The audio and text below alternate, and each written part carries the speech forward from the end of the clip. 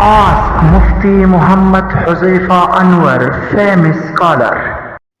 دا آیت کریمه او تسقط السماء کما زعمت علینا کسفا،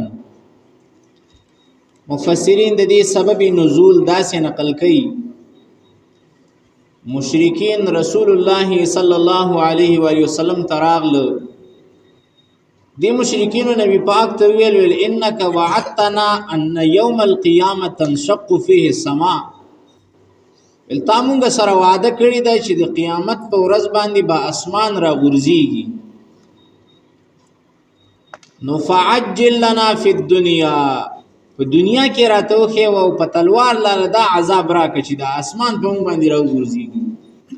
دا مطالبه وکړه، هغه مطالبه فاسده الله تعالی په دې آیت کریمه کې ذکر کړی ده.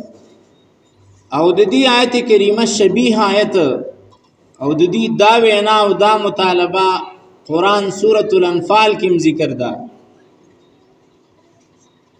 سورۃ الانفال کې الله فرمایي وَإِذْ قَالُوا اللَّهُمَّ إِنْ كَانَ هَذَا هُوَ الْحَقَّ مِنْ عِنْدِكَ فَأَمْطِرْ عَلَيْنَا حِجَارَةً مِنَ السَّمَاءِ.